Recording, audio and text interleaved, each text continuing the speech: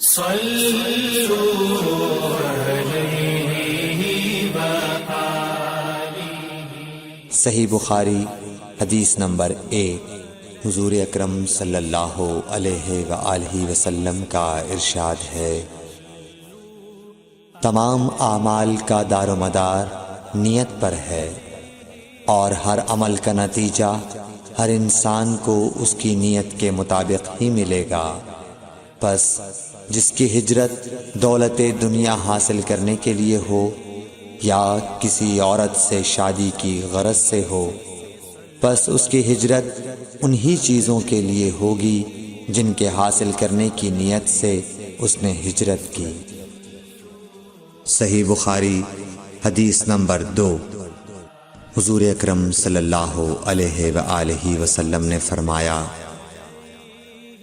کہ وحی نازل ہوتے وقت کبھی مجھ کو گھنٹی کی سی آواز محسوس ہوتی ہے، اور وحی کی یہ کیفیت مجھ پر بہت شاق گزرتی ہے۔ جب یہ کیفیت ختم ہوتی ہے تو میرے دل و دماغ پر اس فرشتے کے ذریعے نازل شدہ وحی محفوظ ہو جاتی ہے، اور کسی وقت ایسا ہوتا ہے کہ فرشتہ بشکل انسان میرے پاس آتا ہے اور مجھ سے کلام کرتا ہے، پس میں اس کا کہا ہوا یاد رکھ لیتا ہوں۔ صحیح بخاری حدیث نمبر 3۔ حضرت صلی اللہ علیہ وآلہ وسلم پر وحی کا ابتدائی دور اچھے سچے پاکیزہ خوابوں سے شروع ہوا۔ آپ خواب میں جو کچھ دیکھتے وہ صبح کی روشنی کی طرح صحیح اور سچا ثابت ہوتا۔ پھر من جانب قدرت آپ تنہائی پسند ہو گئے، اور آپ نے غار حرا میں خلوت نشینی اختیار فرمائی، اور کئی دن اور رات وہاں مسلسل عبادت اور یاد الہی و ذکر میں مشغول رہنے لگے۔ جب تک گھر آنے کو دل نہ چاہتا توشہ ہمراہ لیے ہوئے وہاں رہتے۔ توشہ ختم ہونے پر ہی اہلیہ محترمہ حضرت خدیجہ رضی اللہ تعالی عنہا کے پاس تشریف لاتے، اور کچھ توشہ ہمراہ لے کر پھر وہاں جا کر خلوت گزین ہو جاتے۔ یہی طریقہ جاری رہا یہاں تک کہ آپ پر حق منکشف ہو گیا، اور آپ غار حرا ہی میں قیام پذیر تھے کہ اچانک حضرت جبرائیل علیہ السلام آپ کے پاس حاضر ہوئے اور کہنے لگے کہ اے محمد پڑھو۔ آپ فرماتے ہیں کہ میں نے کہا کہ میں پڑھنا نہیں جانتا۔ آپ صلی اللہ علیہ وسلم فرماتے ہیں کہ فرشتے نے مجھے پکڑ کر اتنے زور سے بھینچا کہ میری طاقت جواب دے گئی۔ پھر مجھے چھوڑ کر کہا پڑھو۔ میں نے پھر وہی جواب دیا کہ میں پڑھا ہوا نہیں ہوں۔ اس فرشتے نے مجھ کو نہایت ہی زور سے بھینچا کہ مجھ کو سخت تکلیف محسوس ہوئی۔ پھر اس نے کہا کہ پڑھ۔ میں نے کہا میں پڑھا ہوا نہیں ہوں۔ فرشتے نے تیسری بار مجھ کو پکڑا اور تیسری مرتبہ پھر مجھ کو بھینچا، پھر مجھے چھوڑ دیا اور کہنے لگا کہ پڑھو اپنے رب کے نام کی مدد سے جس نے پیدا کیا اور انسان کو خون کی پھٹکی سے بنایا۔ پڑھو اور آپ کا رب بہت ہی مہربانیاں کرنے والا ہے۔ پس یہی آیتیں آپ حضرت جبرائیل علیہ السلام سے سن کر اس حال میں غار حرا سے واپس ہوئے کہ آپ کا دل اس انوکھے واقعے سے کانپ رہا تھا۔ آپ حضرت خدیجہ کے ہاں تشریف لائے اور فرمایا کہ مجھے کمبل اوڑھا دو، مجھے کمبل اوڑھا دو۔ لوگوں نے آپ کو کمبل اوڑھا دیا۔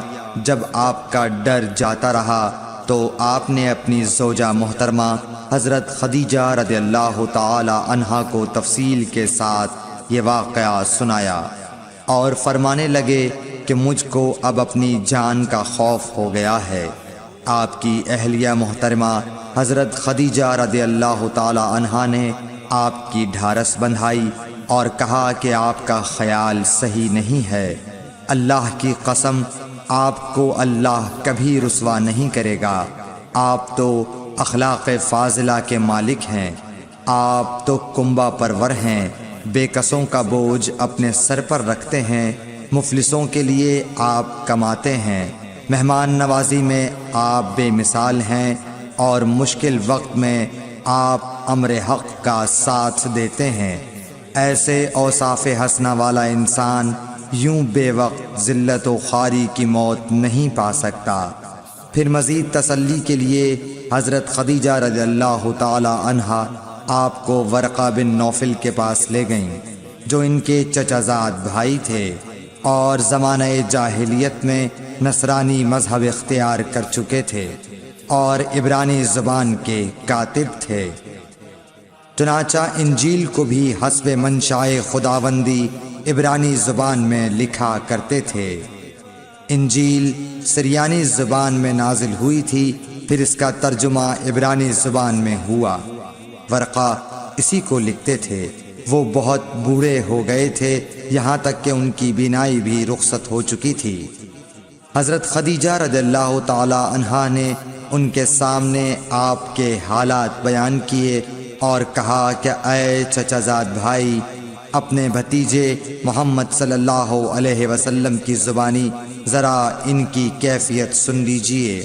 وہ بولے کہ بھتیجے، آپ نے جو کچھ دیکھا ہے اس کی تفصیل سناؤ۔ چنانچہ آپ صلی اللہ علیہ وآلہ وسلم نے از اول تا آخر پورا واقعہ سنایا، جسے سن کر ورقہ بے اختیار ہو کر بول اٹھے کہ یہ تو وہی ناموس معزز رازدان فرشتہ ہے جسے اللہ نے حضرت موسیٰ علیہ السلام پر وحی دے کر بھیجا تھا۔ کاش میں آپ کے اس عہد نبوت کے شروع ہونے پر جواں عمر ہوتا، کاش میں اس وقت تک زندہ رہتا جبکہ آپ کی قوم آپ کو اس شہر سے نکال دے گی۔ رسول کریم صلی اللہ علیہ وآلہ وسلم نے یہ سن کر تعجب سے پوچھا کہ کیا وہ لوگ مجھ کو نکال دیں گے، حالانکہ میں تو ان میں صادق و امین و مقبول ہوں۔ ورقہ بولا، ہاں یہ سب کچھ سچ ہے، مگر جو شخص بھی آپ کی طرح امر حق لے کر آیا لوگ اس کے دشمن ہی ہو گئے ہیں۔ اگر مجھے آپ کی نبوت کا وہ زمانہ مل جائے تو میں آپ کی پوری مدد کروں گا، مگر ورقہ کچھ دنوں کے بعد انتقال کر گئے۔ پھر کچھ عرصے تک وحی کی آمد موقوف رہی۔ صحیح بخاری حدیث نمبر 4۔ حضور اکرم صلی اللہ علیہ وآلہ وسلم نے وحی کے رک جانے کے زمانے کے حالات بیان فرماتے ہوئے کہا کہ ایک روز میں چلا جا رہا تھا کہ اچانک میں نے آسمان کی طرف ایک آواز سنی اور میں نے اپنا سر آسمان کی طرف اٹھایا۔ کیا دیکھتا ہوں کہ وہی فرشتہ جو میرے پاس غار حرا میں آیا تھا وہ آسمان و زمین کے بیچ میں ایک کرسی پر بیٹھا ہوا ہے۔ میں اس سے ڈر گیا اور گھر آنے پر میں نے پھر کمبل اوڑھنے کی خواہش ظاہر کی۔ اس وقت اللہ پاک کی طرف سے یہ آیات نازل ہوئیں، اے لحاف اوڑھ کر لیٹنے والے، اٹھ کھڑا ہو اور لوگوں کو عذاب الہی سے ڈرا اور اپنے رب کی بڑائی بیان کر اور اپنے کپڑوں کو پاک صاف رکھ اور گندگی سے دور رہ۔ اس کے بعد وہی تیزی کے ساتھ پے در پے آنے لگی۔ صحیح بخاری حدیث نمبر 5۔ رسول اللہ صلی اللہ علیہ وآلہ وسلم نزول قرآن کے وقت بہت سختی محسوس فرمایا کرتے تھے، اور اس کی علامتوں میں سے ایک یہ تھی کہ یاد کرنے کے لیے آپ اپنے ہونٹوں کو ہلاتے تھے۔ ابن عباس رضی اللہ تعالیٰ عنہ نے کہا، میں اپنے ہونٹوں کو ہلاتا ہوں جس طرح آپ ہلاتے تھے۔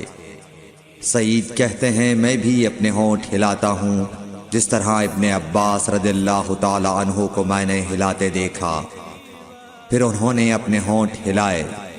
ابن عباس رضی اللہ تعالیٰ عنہ نے کہا، پھر یہ آیت اتری کہ اے محمد، قرآن کو جلد جلد یاد کرنے کے لیے اپنی زبان نہ ہلاؤ۔ اس کا جمع کر دینا اور پڑھا دینا ہمارا ذمہ ہے۔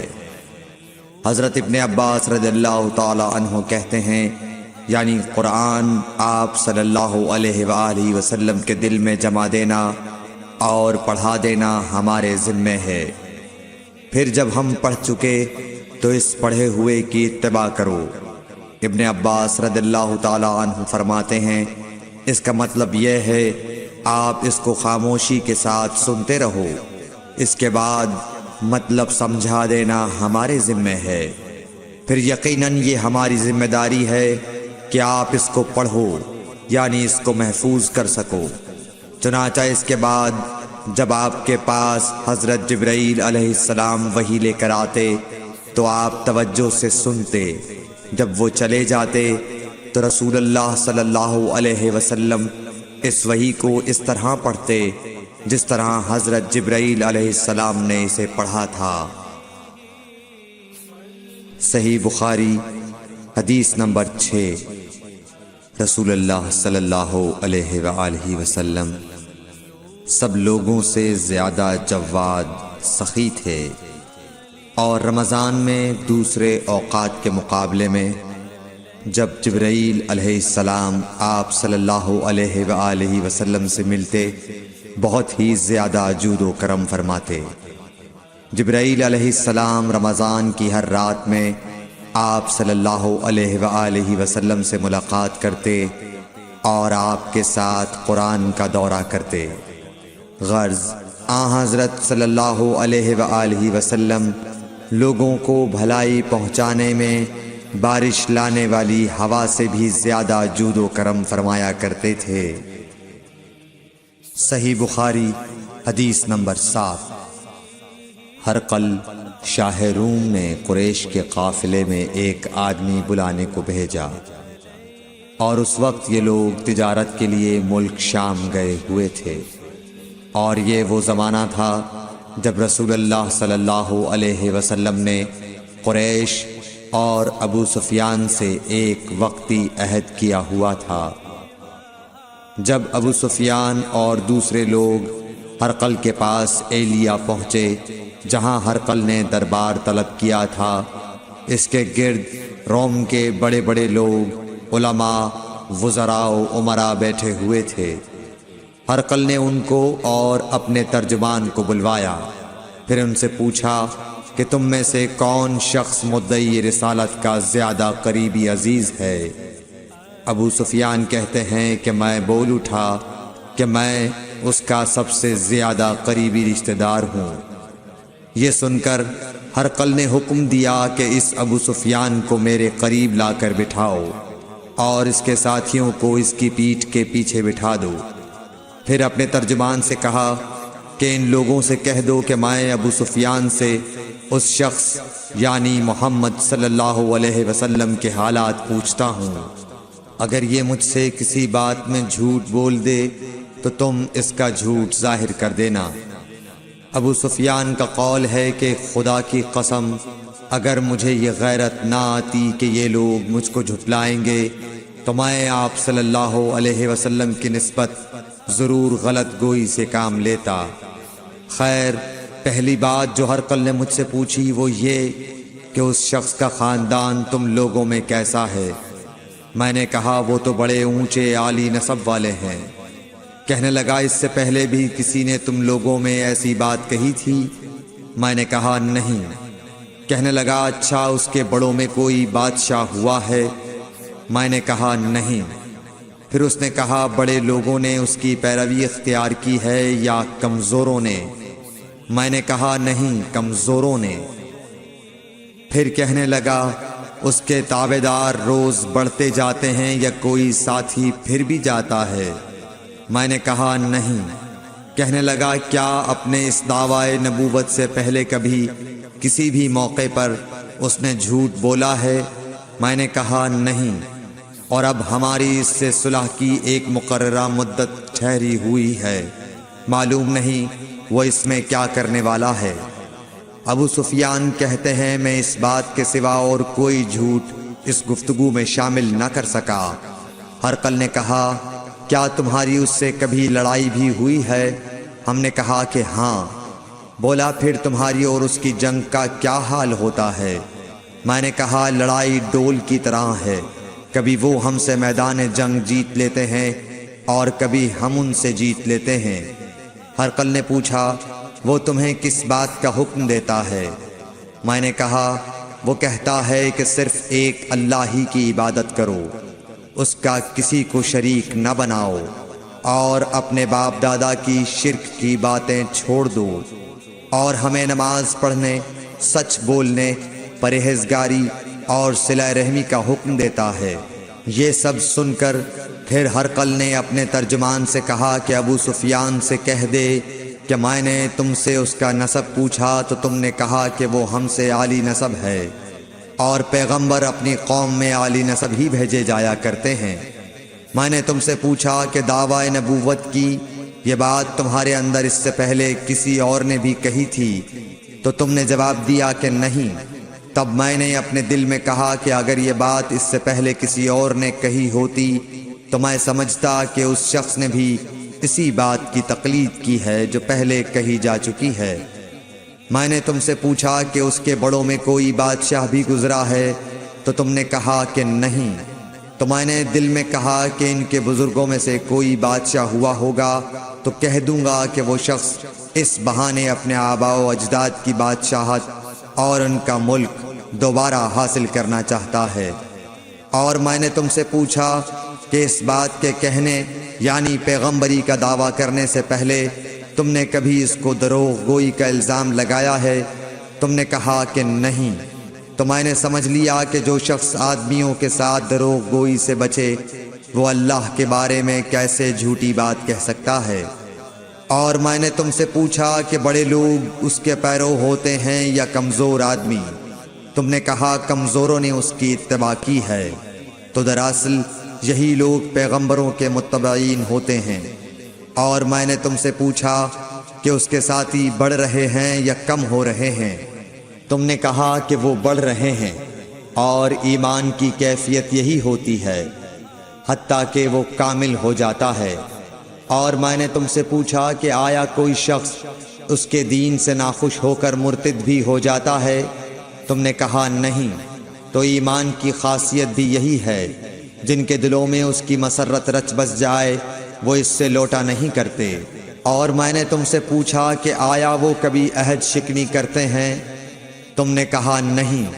پیغمبروں کا یہی حال ہوتا ہے، وہ عہد کی خلاف ورزی نہیں کرتے۔ اور میں نے تم سے کہا کہ وہ تم سے کس چیز کے لیے کہتے ہیں؟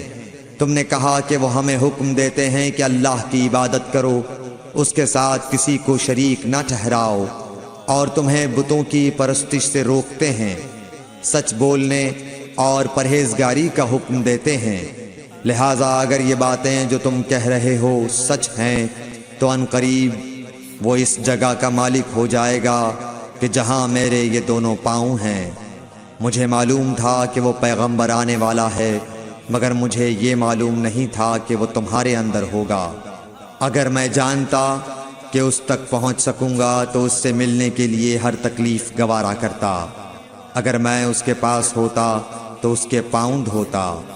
ہرقل نے رسول اللہ صلی اللہ علیہ وسلم کا وہ خط منگایا جو آپ نے وحیہ کلبی رضی اللہ تعالیٰ عنہ کے ذریعے حاکم بصرہ کے پاس بھیجا تھا، اور اس نے وہ ہرقل کے پاس بھیج دیا تھا۔ پھر اس کو پڑھا تو اس میں لکھا تھا، اللہ کے نام کے ساتھ جو نہایت مہربان اور رحم والا ہے۔ اللہ کے بندے اور اس کے پیغمبر محمد صلی اللہ علیہ وسلم کی طرف سے یہ خط ہے شاہ روم کے لیے۔ اس شخص پر سلام ہو جو ہدایت کی پیروی کرے۔ اس کے بعد میں آپ کے سامنے دعوت اسلام پیش کرتا ہوں۔ اگر آپ اسلام لے آئیں گے تو دین و دنیا میں سلامتی نصیب ہوگی، اللہ آپ کو دوہرا ثواب دے گا، اور اگر آپ میری دعوت سے روگردانی کریں گے تو آپ کی رعایا کا گناہ بھی آپ ہی پر ہوگا۔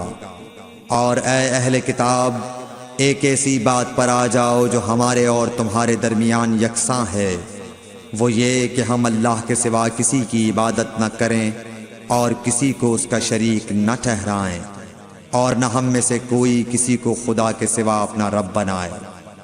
پھر اگر وہ اہل کتاب اس کتاب سے منہ پھیر لیں تو مسلمانوں تم ان سے کہہ دو کہ تم مانو یا نہ مانو، ہم ایک خدا کے اطاعت گزار ہیں۔ ابو سفیان کہتے ہیں جب ہرقل نے جو کچھ کہنا تھا کہہ دیا اور خط پڑھ کر فارغ ہوا تو اس کے ارد گرد بہت شور و غوغا ہوا، بہت سی آوازیں اٹھیں اور ہمیں باہر نکال دیا گیا۔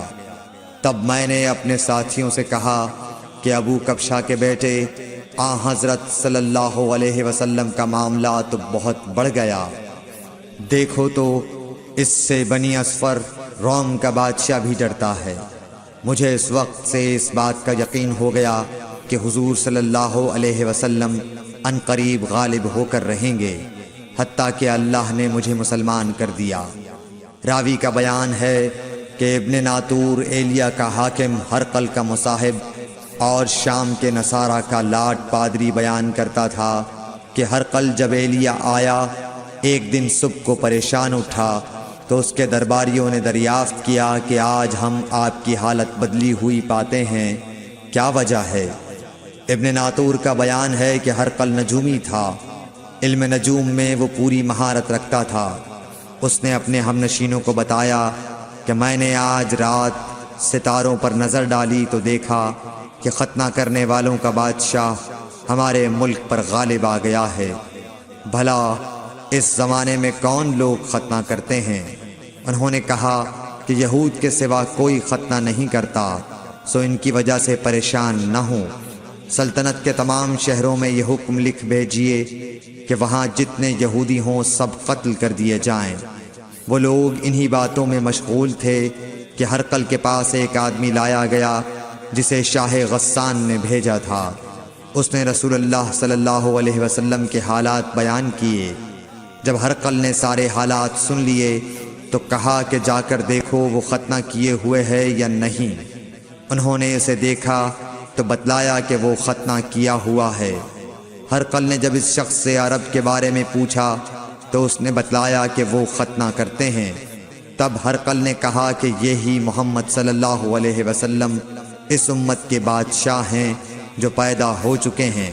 پھر اس نے اپنے ایک دوست کو رومیہ خط لکھا اور وہ بھی علم نجوم میں ہرقل کی طرح ماہر تھا۔ پھر وہاں سے ہرقل حمص چلا گیا، ابھی حمص سے نکلا نہیں تھا کہ اس کے دوست کا خط اس کے جواب میں آ گیا۔